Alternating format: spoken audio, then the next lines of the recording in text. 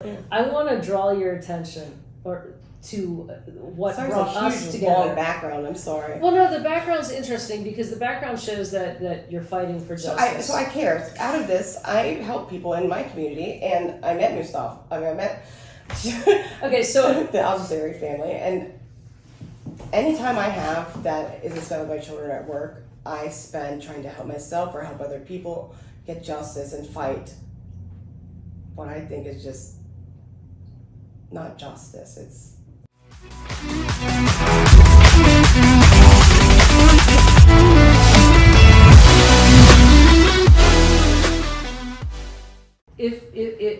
if I may, I'm going to let people know about the Mustafa case, and I just am going to give a very brief summary.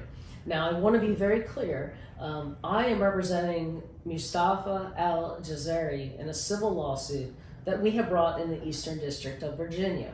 I am also under a protective order. I am not his criminal defense counsel, and it is very important to me that I do not violate the protective order. The protective order doesn't forbid me from talking about Mustafa's case. What it does forbid me from talking about in any manner, shape, or form is discovery that the government has given to Mustafa and to Mustafa's criminal lawyer, Blake Weiner. And the discovery consists of a lot of documents and a lot of videos. So anything that I'm going to be discussing with you or at any time that relates to Mustafa is going to be information that we've gotten from the public records or that is publicly available in cases that have been filed against my client. So just real briefly, my client was involved in a motor vehicle accident on April 5th, 2023. He was driving a vehicle and we allege that his brakes were sticky and one of the calipers were broken.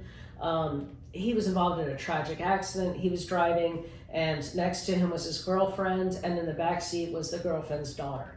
And my client was very seriously injured. He was actually helicoptered to a hospital. He was questioned by police while he was in the hospital, and we're alleging that he was not read his Miranda rights, that he was questioned in such a manner as to create a false appearance of guilt. And we're also alleging that the police violated my client's Brady rules. Brady rules are that if the police has exculpatory evidence, they need to release it to us. The police actually released a very small clip from a dash cam video that that was taken by my client. And they've released a 5-second portion that is incredibly prejudicial and inaccurate, unfair in every respect. And all of this is contained in the case files. If anyone wants to look up any of the case files that are public, this is Virginia and the Circuit Court for Prince William County, and the case numbers are CR, which stands for criminal, 23, which stands for the year, 2165, 2167, and 2171.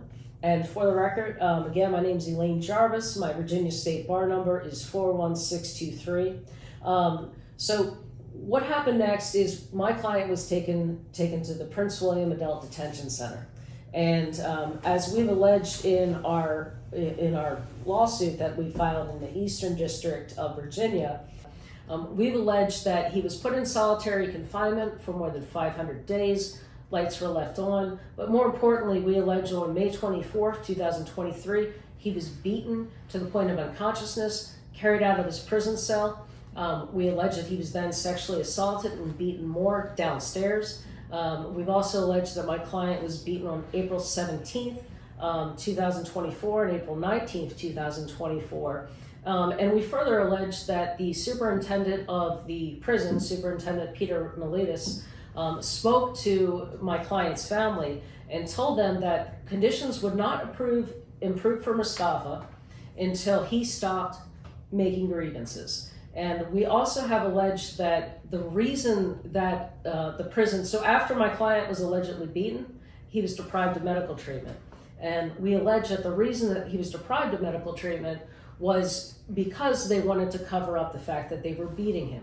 We also have a number of other complainants that have come to us and discussed either witnessing this abuse or experiencing this abuse. We've gathered evidence of 7 other inmates that have died in custody at the Prince William Adult Detention Center in the past 7 years, and so it goes.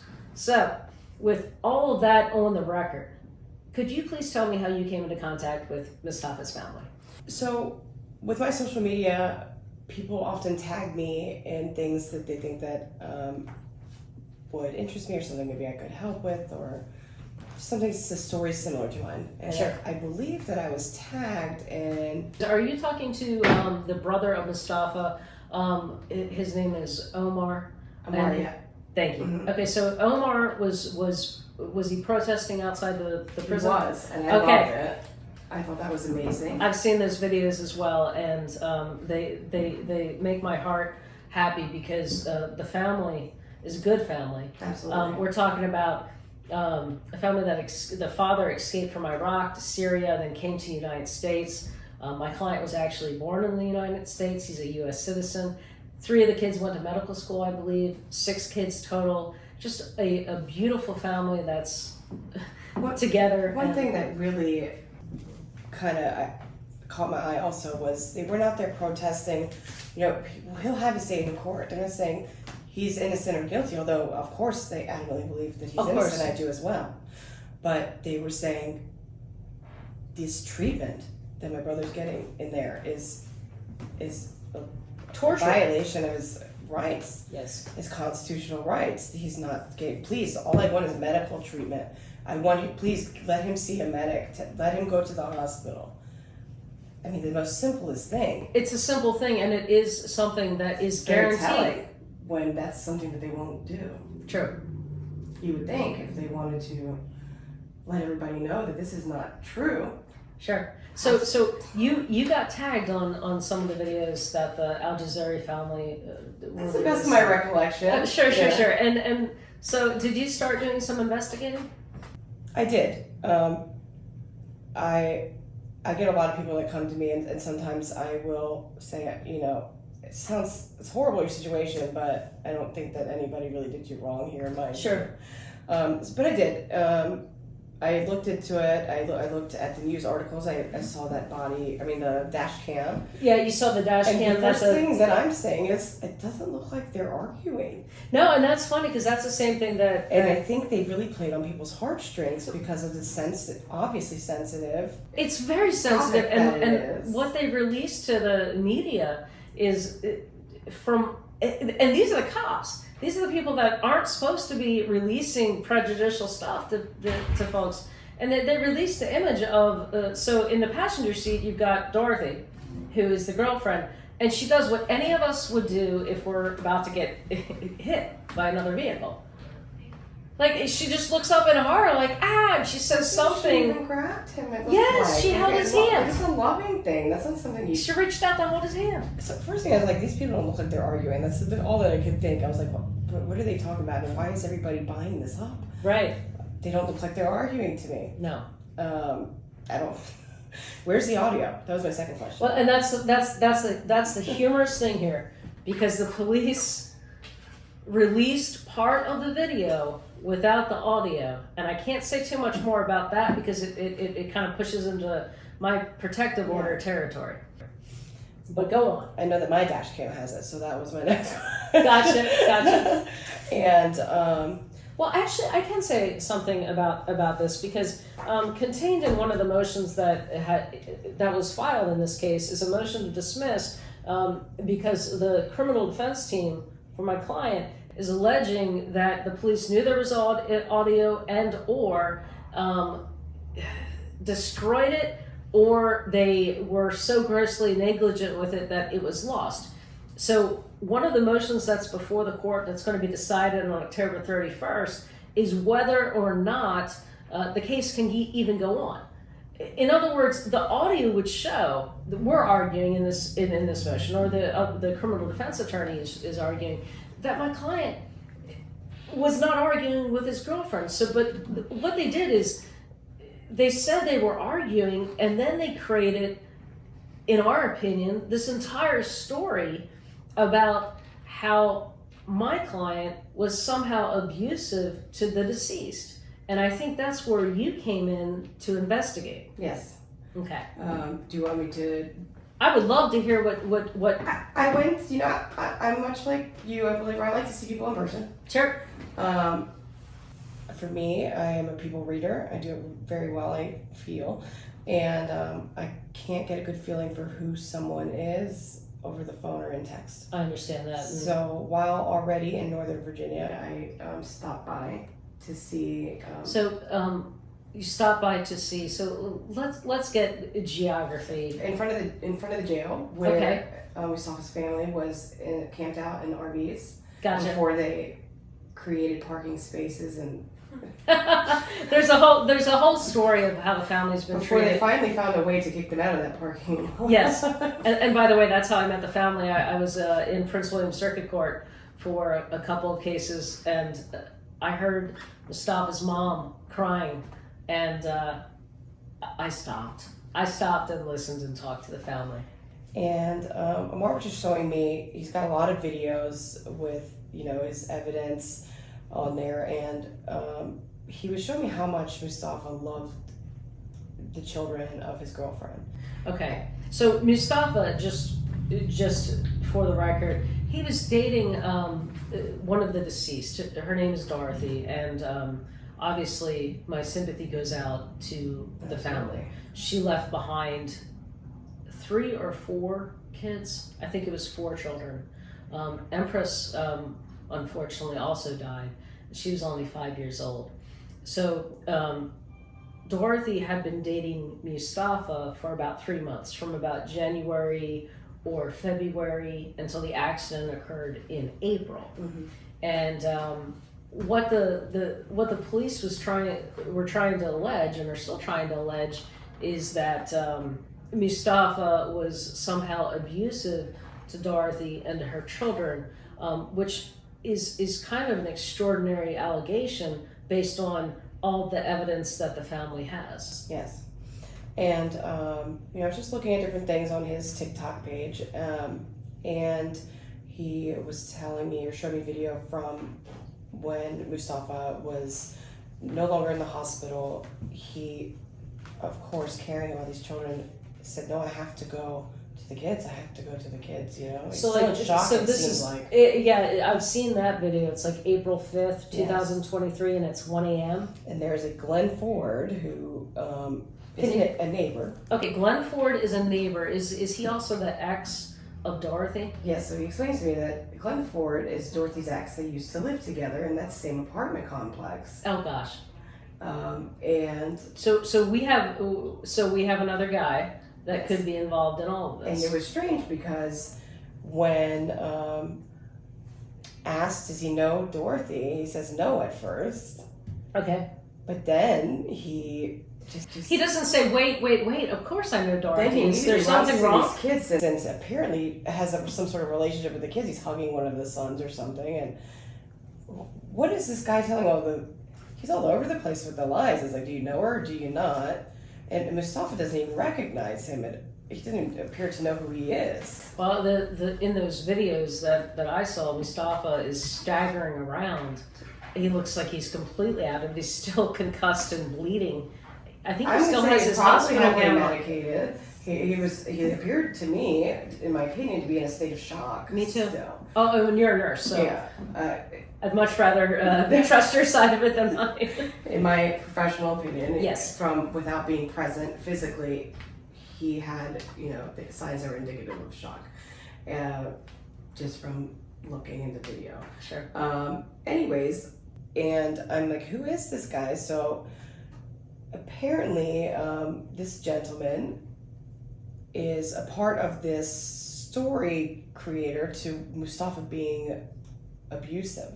Is there any reason why Mr. Forde would have been making these allegations up? Well, I'm sure that he was somewhat jealous. Okay. I have more of an opinion after meeting with him. Okay, so At first, it just seemed like Gotcha. somebody I wanted more information from. Gotcha. Okay, so you were a little sus. I was extremely sus. Yeah. Okay. I mean, it's a strange situation to begin with, where you're living in the same apartment complex, and Mustafa has no idea who you are, it seems. And then you say you don't know him or her, but then you know that it was very sus. Gotcha. So I guess kind of arrogant, and I said, I bet you if I send this guy a message, I found him on Facebook. And I did. I said, you're cute or something. I saw your picture. So you're handsome. It was some picture that he had of himself, and it was like 40, 30, or 4, whatever his birthday was, doesn't look bad. And it was him with like a shirt off. So I was like, okay, this guy is clearly wanting the attention on this picture, so I'm going to give it to him. But I did not want to be too aggressive, because if somebody I don't know messages me and then is very wanting to meet me, and I would just be like, that's weird. What's going on? Who are you? My little things would go up, my antennas. So I messaged him that, and then maybe a week later, I was like, hey, I see you're online or something. And I said, I'm really sorry about that. I was kind of intoxicated. I don't ever go out. It's not who I am. Because I didn't also want him to think that he was going to get any sort of physical anything from me. Gotcha. I wanted that to be clear. Right. When you start with you're cute to a stranger, it kind of sends, I was worried. True that. So I kept communication with him off and on. I worked night shift, and he always seemed to be up late. So when I was bored at work, I would go and have conversation with him. I wasn't trying to get information in this conversation, honestly. It was all genuine, honest conversation between the two of us. I even video messaged with him a couple times, and he told me some things about himself and his problems with addiction. That's too bad. Yeah, it is. I feel for him, honestly. And he's actually got a great talent for art. He is a great drawer. Cool. But I still felt like something was missing here, and I had a goal, and I was going to stick to it. So I didn't want to. I didn't want to pick him up in my car, because I didn't want to be stuck with this individual. So I picked a very public place to meet him. After multiple times saying I'll be there next week, and then just kind of flaking for whatever reason. But this time I was like, all right, I got this. We're going to do it now. Gotcha. And so when and where did you meet him? When was that? I can't remember the exact date, but it That's was fine. At the MGM casino. I got him a lift there because he was open with me, and that he did not have money. He said he wanted to be able to take me out for a drink. I said, don't worry, I got you. I picked the MGM casino. Where is the MGM casino? It is National Harbor. Okay, so that's like in Alexandria, Virginia, right? I think so, yeah. Yeah. Mm-hmm. And I got him a lift there because I was really weary. I was going to go pick him up. I was just like, I don't want to be stuck with this guy in my car. I don't know him. Got to safety first. Yes. So I got him a lift there. And then when he arrived, I didn't try to talk about anything. We just spent 2 hours gambling. I gave him some money to gamble. We won some money, lost some money. And then when we were going outside to smoke, I said, which I was very open about, it's all over my social media, you can miss it, about my kind of, I don't know if you want to call it activism with Chesterfield. Sure. So I used that as a gateway to say, yeah, man, somebody tagged me in this video. There's this family camping outside of the Gotcha. the jail, and I just bring it up to see see his reaction. And I said, who does that? I said, I get it, that's crazy. And he was like, actually, I know that family. I know of them. Okay. And he shared a lot with me, including he was bad mouthing both the mother. You mean Dorothy? Dorothy. Gotcha. But then he would kind of go back and forth between bad mouthing her and her daughter, her eldest daughter. Now, one that lived in the was that Kelsey? I can't remember what her name was, but he suggested that she also had some addiction issues. And I asked him, I don't care, I ask people straight up. I was like, so, were you doing drugs with her? And he said, oh, no. Sure. And I asked, did she do drugs, the mother? And he adamantly denied that, but he did say that she, and I don't want to speak ill of the dead, because that's not my goal. That's not our goal. Yeah, not at all. I'm probably the most understanding person there is, and I don't judge anybody but pedophiles. And, he shared some things about her and some how he felt about her ability to be a mother, but then he would switch it and say, you know, she needed me and she was living with me. It was kind of all over the place. But then he... Okay, so just real quick. So you're outside the casino and you're talking to him. At this point, are you taping this? Oh, I recorded everything from when we first met. So if you listen to the recording, you can listen to hours of us gambling and not talking about anything. Gotcha. Fair enough. Okay, so coming to the punch. What did he tell you in this recording? He told me that her daughter asked him to kill Mustafa. Wow.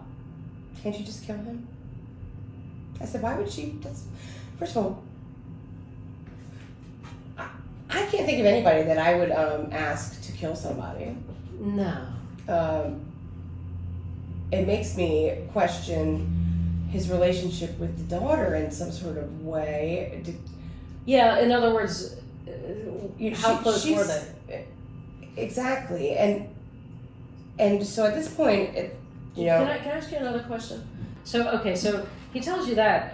Did he suggest that he and Dorothy were having any kind of relationship that overlapped with? I asked if they were having sexual relationship, Gotcha. And I was like, "Come on, you're lying." I said, "You don't have to ask that. I'm not judging you," because he would tell me how she would be in her bedroom, which could apparently see into his room, his apartment, and that she would text him, "Oh, I see you," or something like that. Ew.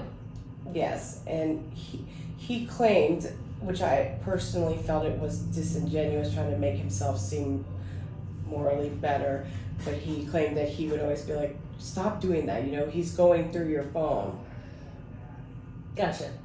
So he every time I brought that up, acted like there was nothing like that, but he would admit that he would be fixing her car down the street and that they were messaging and frequently meeting.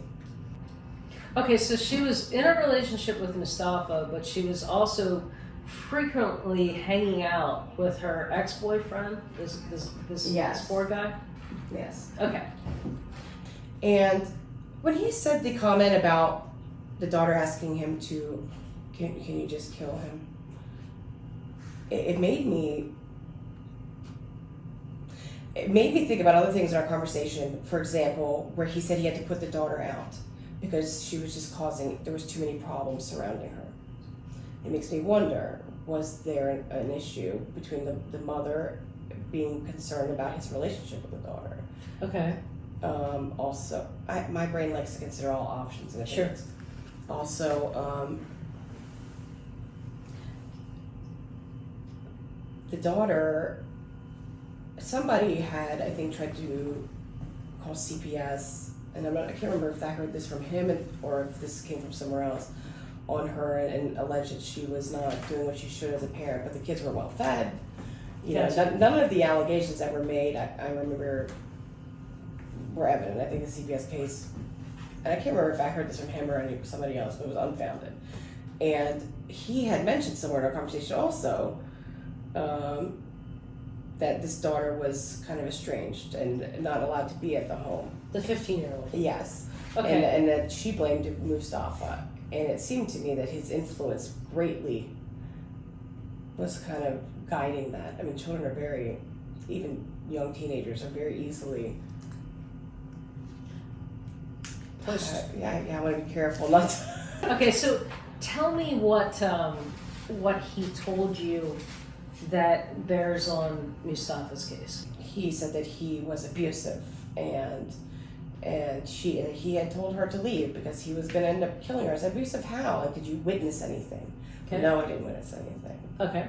But, she told me that he pissed in the bathtub while she was in it. Ew. I was just like, okay. Did you witness this? Like, is there any proof? Well, one time she had maybe a bruise. I can't remember what he said it was. But every time I said, well, do you have any evidence? Like, no. Okay, so he made these abuse allegations against Mustafa, but had no evidence or anything like that. Yes. What else did he tell you? He said that the people who took the children, in the end, didn't care about them and they were just a paycheck. Oh. he seemed to have a lot of grief over the situation. Gotcha. But then he also said that he didn't care about her in any sort of way, and I'm like, it's okay to love somebody, you know, it's normal. So I was just trying to get him to, Yeah. if he did, to be honest, you know. Did he talk to you about the abuse story? Did he talk to you about, you know, coaching the kids or anything like that? He did say that there was a neighbor that he was close with. I don't know how close, but after the incident occurred, I think this neighbor initially took the children, and he claimed that she did not like Mustafa, but I had heard otherwise, and that they were all friendly. Okay. And that he said that I would have to listen to the recording. For everything that I say, let's just say that the tape is the best evidence. Gotcha. Please refer to that if I'm mistaken. That's completely because fair. I've literally not listened to this since I recorded. I sent it to him, and that was pretty much it. Have you come to any hypothesis or hypotheses? I think that the police failed to investigate other potential avenues of what could have happened. Such as? Despite his claims that he did not have feelings for Dorothy, he struck me as very jealous. Okay. But in an arrogant way, trying to pretend like he wasn't, and it was all her. So, have you come to a hypothesis? Yeah, I think that it's possible, and what should have been also considered is the potential that he may have sabotaged the vehicle. Okay. And didn't think that Dorothy and her daughter were going to be in it. Okay. So he may have sabotaged Mustafa's vehicle. Yes. With the hope of taking Mustafa out. Yes, and he had even said he was very familiar with her van. He had even cleaned it out for her and things like that. They lived in the same apartment complex. I don't think it's too far-fetched. He told me stories about fixing cars, so that tells me that he's somewhat familiar with them. Familiar with vehicles, and so you're familiar with what the police has released about Mustafa's vehicle, correct? I am familiar with the fact that that officer lied in his police report. Okay. And that he's still employed.